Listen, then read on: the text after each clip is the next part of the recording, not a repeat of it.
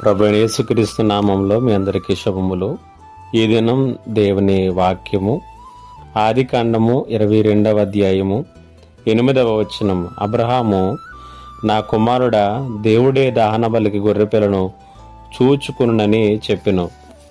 జీవితంలో నీవు అమితముగా ప్రేమించిన దానిని దేనినైనా దేవుడు వదిలిపెట్టమని లేదా దానిని తనకిమ్మని చెబితే నీవు ఎలా స్పందిస్తావు, ఎలా ఆలోచన చేస్తావు? బహుశా ఇలాంటి అనుభవం నీకు ఎదురైందో లేదో తెలియదు, కానీ ఆదికాండం 22వ అధ్యాయంలో అబ్రహామునకు ఎదురయ్యింది.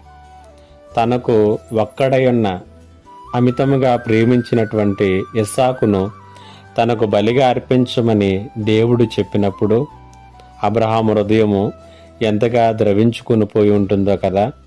అయినప్పటికీ కూడా దేవుని మాటకు విధేయుడైనటువంటి అబ్రహాము తన కుమారుణ్ణి తీసుకుని దేవుడు చెప్పినటువంటి చోటుకి వెళుతున్నప్పుడు ఇస్సాకు అడిగాడు,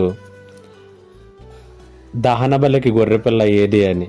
దానికి అబ్రహాము విశ్వాసంతో చెప్పినటువంటి సమాధానం ఏంటంటే 22వ 8వ వచనంలో, దహన బలికి గొర్రెపిల్లను దేవుడే చూచుకుంటాడు అని ఎంతో విశ్వాసంతో చెప్పాడు. ఆ రీతిగానే పొదలో ఒక పొట్టేలును అతను కనుగొన్నాడు. అబ్రహాము చేసినటువంటి కార్యము నీకు నాకు ఒక పాఠాన్ని నేర్పిస్తుంది. మనము దేవునికి లోబడి ఆయన మాట ప్రకారము చేస్తూ వెళ్ళినప్పుడు అర్థం కాని సమస్యలకు పరిష్కారాన్ని కనుగొంటావు. వాటి సంగతిని దేవుడే చూచుకుంటాడు. నీ జీవితంలో కూడా ఈ సత్యాన్ని మరిచిపోకు. ఆయన నీ జీవితంలో సమస్తమును చూచుకునే దేవుడిగా నీకున్నాడు. పరిశుద్ధ ఆత్మదేవుడి ఈ మాటల చేత మిమ్ములను బలపరచునుగాక. ఆమేన్. ప్రార్థన. మా గొప్ప దేవుడైన తండ్రి, నీకు వందనాలు. మా జీవితంలో సమస్తమును చూచుకోగలిగినటువంటి సామర్థ్యం కలిగినటువంటి దేవుణ్ణి మేము కలిగి ఉన్నాం. ఈ మాటల చేత ప్రతి ఒక్కరిని కూడా బలపరిచి నిబ్బరమైనటువంటి మనస్సులతో ముందుకు కొనసాగటానికి శక్తినిచ్చి నడిపించమని యేసు నామములో అడిగి వేడుకొనుచున్నాను తండ్రి. ఆమేన్.